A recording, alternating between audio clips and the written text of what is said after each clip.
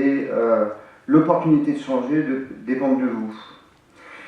Donc l'enjeu de la négociation complexe, en fait, c'est, on va le définir ensemble. Vous voyez, j'ai mis un nuage de mots. C'est très difficile de définir cette négociation complexe, puisqu'en fait, il ne s'agit pas de vendre un produit fini, mais plutôt de résoudre les problèmes de son client et finalement de quitter le terme de transaction, de négociation, pour aller plus vers celui de la coopération. Et pour aller vers celui de la coopération, tout l'enjeu, c'est d'être de connaître parfaitement bien la chaîne décisionnelle de celui-ci, qu'est-ce qui le motive, qu'est-ce qui le bouge, qu'est-ce qui l'influence. Et c'est ce qu'on va voir au travers d'un parcours en 5 journées. Alors, avant de présenter ce parcours, je voudrais juste dire qui je suis. Donc en ce qui me concerne, Pierre Forex, donc mon métier c'est l'accompagnement des groupes et organisations partout où il y a de la communication. Et donc quand on parle de communication en interne, ça va être du management, en externe, ça va être la relation client. Ce parcours, je l'ai construit par une formation de coach, avec comme cadre de référence l'analyse transactionnelle, mais j'ai surtout construit par mon vécu professionnel, puisque j'ai eu 3 vies de vendeur finalement. Une première vie dans le lien d'équipement en vendant des systèmes d'alarme, des photocopieurs. Une deuxième vie dans l'agroalimentaire, et notamment dans un gros groupe que beaucoup connaissent, qui s'appelle le groupe Danone, où là j'ai eu, alors je ne sais pas si je peux dire que j'ai eu la chance, mais j'ai négocié à tous les échelons, avec des messieurs Leclerc, Intermarché et autres, qui sont connus pour leur tendresse, bien sûr. Et puis pour terminer ma carrière de vendeur, j'ai vendu du vent. Vendu du vent, c'est quoi? C'est vendre du service. Et finalement, la formation, c'est aussi du service. Hein. Alors, est-ce que c'est du vent? Mon enjeu, c'est faire en sorte que ça soit réellement pratico-pratique. Et quand je dis j'ai vendu du vent et du service, j'ai vendu de la publicité, en l'occurrence. Et aujourd'hui, je suis revenu à un de mes premiers métiers, qui est la formation.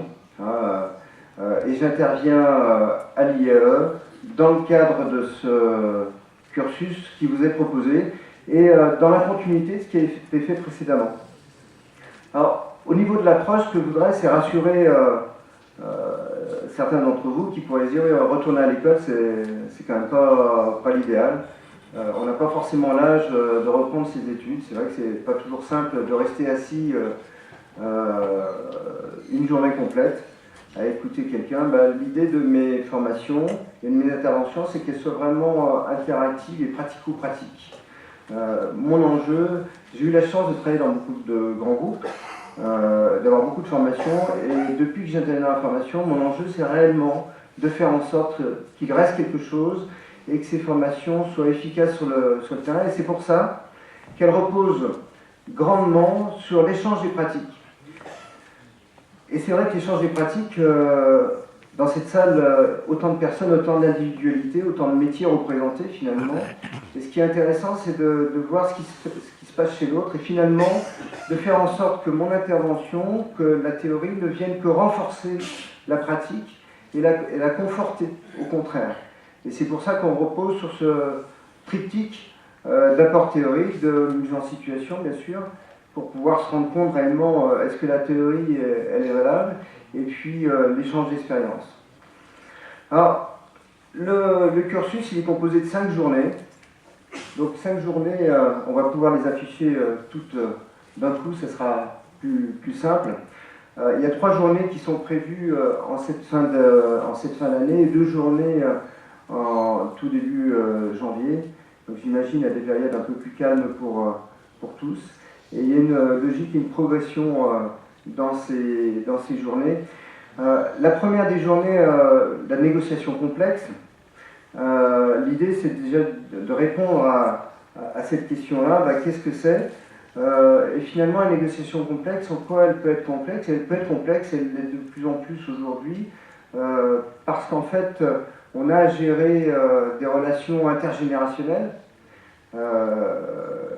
L'intergénérationnel, c'est comment faire cohabiter les générations Y ou Z. Les Z, c'est ceux qui sortent de l'école à l'heure actuelle. Hein.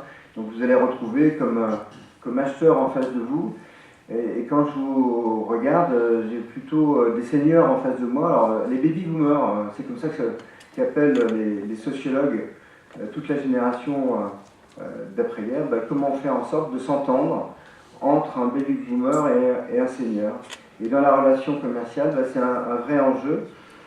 Mais aussi, on peut évoquer les enjeux des relations interculturelles, puisqu'il y a de plus en plus de mixité. Et puis pour finir, c'est les personnalités. Donc ça, vous l'avez déjà vu longuement pour ceux qui ont travaillé sur le premier cursus, avec ce qu'on appelle des styles sociaux. C'est-à-dire tenir compte réellement de ce qui fait notre ADN à chacun d'entre nous, et qui fait que parfois, on a des facilités à communiquer avec quelqu'un, et puis d'autres fois, il y a d'autres personnes, on ne sait pas pourquoi ça ne marche pas, quoi. Et tout l'enjeu pour vous, c'est de faire en sorte que ça marche à tous les coups. Que ce soit un échange avec entre un Y, un Z ou avec quelqu'un d'hyper carré ou d'hyper dans la relation. Alors, tout ça, ça serait simple si on ne tenait pas compte aussi des attentes qui sont paradoxales. Les attentes paradoxales, c'est être capable de décoder. C'est pourquoi aujourd'hui, et j'imagine que vous êtes guère différents de moi, pourquoi parfois on va aller très vite, et pourquoi, dans la même situation se reproduit, on veut aller prendre son temps. Pourquoi parfois on a envie de nouveauté, pourquoi dans d'autres situations on a envie de tradition. Pourquoi on rentre dans un magasin, par exemple, on se dit tiens, il n'y a personne dans ce magasin pour m'aider, il n'y a pas de vendeur qui vient me voir, qu'est-ce que c'est cette histoire, donc je râle. La fois d'après, ou 15 jours plus tard, je reviens dans le même magasin, là le vendeur vient me voir et je lui dis non, j'ai besoin de rien. Donc qu'est-ce qui peut expliquer finalement que parfois on veut être assisté et parfois on veut qu'on nous laisse tranquille. C'est tout ce qu'on verra au-delà de la stratégie qui est mise en place par les grands comptes. Donc on la décortiquera à plusieurs niveaux. Et puis on travaillera aussi ce qu'on appelle la communication d'influence. Alors dans la communication d'influence, aujourd'hui, l'influence, elle passe beaucoup par les réseaux sociaux. Donc c'est vrai que les réseaux sociaux, on connaît Facebook, mais aussi les réseaux sociaux professionnels.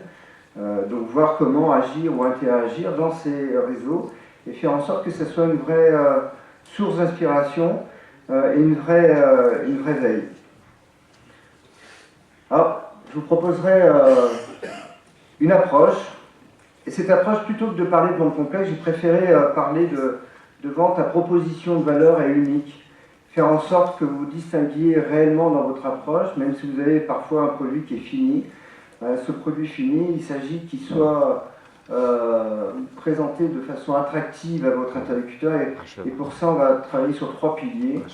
Le premier des piliers, ça va être comment s'aligner par rapport à son client. Et donc là, comment s'aligner, c'est faire en sorte qu'il y ait une équipe réellement soudée pour un même projet.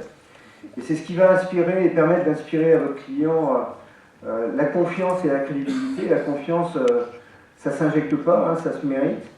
Le deuxième des piliers, ça va être le positionnement. Donc le positionnement, c'est réellement faire en sorte d'être perçu comme étant le seul susceptible d'apporter une solution qui soit viable. Et donc, c'est d'avoir le bon positionnement. Et bien entendu, la différenciation, ça c'est un grand classique. C'est certain dans la vente, mais c'est comment faire en sorte que ma proposition, mon offre, soit vraiment une offre de valeur unique. Alors, la proposition de valeur, vous voyez qu'il y a, je ne les ai pas comptés, je crois qu'il y a 7 composantes pour la proposition de valeur. On parle de motivation sectorielle. Les motivations, là aussi on reviendra sur les enjeux. Qu'est-ce qui va influencer dans le contexte et dans la problématique l'activité de mon client et de son marché, et surtout qu'est-ce qui va créer des pressions sur lui et comment arriver à les identifier. Les objectifs, ça c'est clairement qu'est-ce que fait mon client pour pouvoir réagir par rapport à ces enjeux et ces problématiques qu'il peut vivre. Et quand on parle d'enjeux opérationnels, c'est surtout comment qu'est-ce qui pourrait empêcher mon client d'atteindre ses objectifs commerciaux.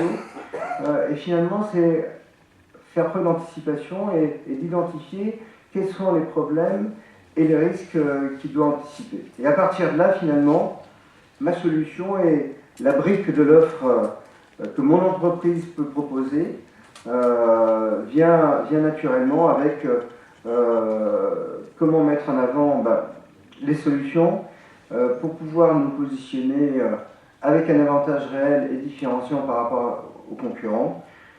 De quelle façon utiliser les références? Parce que c'est vrai que par rapport à ça, il y a du pour et des contre. En tout cas, faire en sorte que ces références soient utilisées dans le cadre d'enjeux similaires et que ce soit vraiment une plus-value. Et ainsi, la valeur émise devrait être l'aboutissement de tout ça, qui fera que votre client choisira votre entreprise parmi d'autres. Alors, dans le cadre de la vente complexe, on va reprendre ce terme, et je le reprends volontairement parce qu'en fait, je vais dire que c'est une vente qui est stressante. Une vente qui est stressante parce qu'en fait, alors même si je n'ai pas défini tout à l'heure, vous avez vu dans les nuages de mots que c'est une vente qui peut avoir plusieurs interlocuteurs, qui peut durer du temps. C'est pas forcément des idées reçues. Souvent, on dit c'est des ventes qui sont à enjeu financier. Pas forcément. Il n'y a pas que ça en tout cas pour faire une vente complexe. Et donc cette vente étant stressante, et plus l'enjeu de cette vente est finalement élevé, plus le stress généré par cette vente va être perturbant. Et donc ce qu'on va travailler ensemble, ça va être la notion d'assertivité, c'est comment transformer ce stress en un élément moteur et faire en sorte qu'on arrive à gérer les situations qui sont déstabilisantes. Moi j'ai connu la vente en grande distribution où l'enjeu de l'acheteur consistait principalement à déstabiliser son interlocuteur.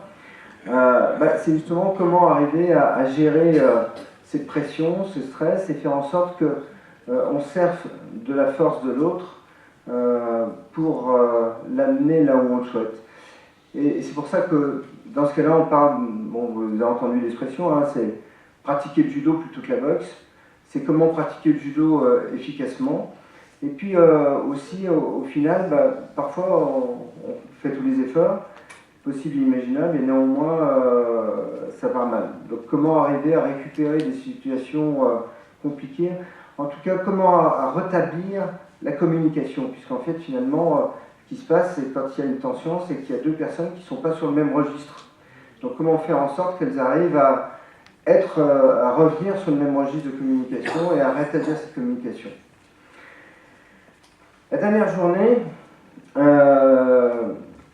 on parlera de prix, parce que c'est vrai que le prix, même si on le dit souvent, c'est pas forcément le plus important, en tout cas ce qui doit être au cœur des débats. On finit souvent par ça, et c'est de voir comment arriver, quand le prix est au cœur du sujet, comment faire pour limiter l'appétit de son interlocuteur, quelles sont les techniques qui permettent de défendre son prix. Et là j'en ai listé 5, donc j'ai appelé les 5 règles d'or de la négociation. Donc ces 5 règles d'or de la négociation permettent réellement de faire en sorte que la négociation se fasse en mode gagnant-gagnant et non pas tous les efforts du côté du commercial ou du vendeur ou de l'agent commercial, mais que ce soit un effort qui soit réparti et faire en sorte que l'équilibre et que la balance soit équilibrée entre les deux parties.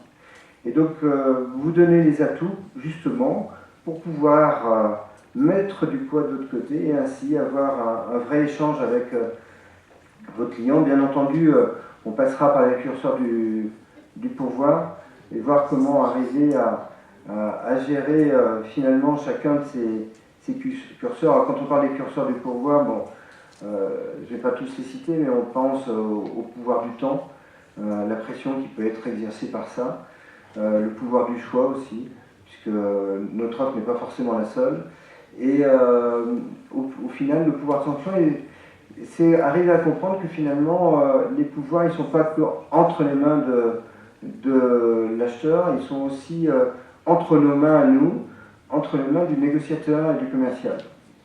Donc voilà pour ces 5 jours. Donc l'idée de synthèse, c'est de faire en sorte que à la fois la théorie rejoigne la pratique. Donc la théorie, qu'est-ce qui joue et je pense dans la relation interpersonnelle au sein de la négociation complexe, c'est comment on arrive à mettre en place des solutions qui soient efficaces pour aller faire la différence et avoir une réelle offre de valeur et unique. Voilà. Merci de votre attention. Si vous avez des questions, je suis à votre disposition à l'issue de cette présentation. Bonne journée.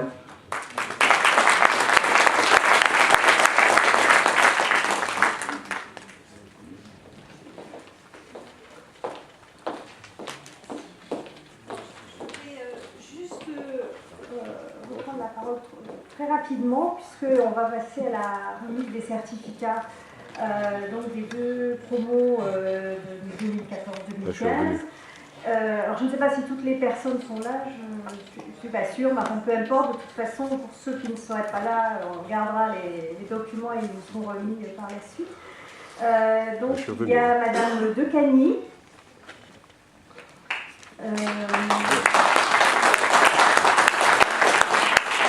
Rachel.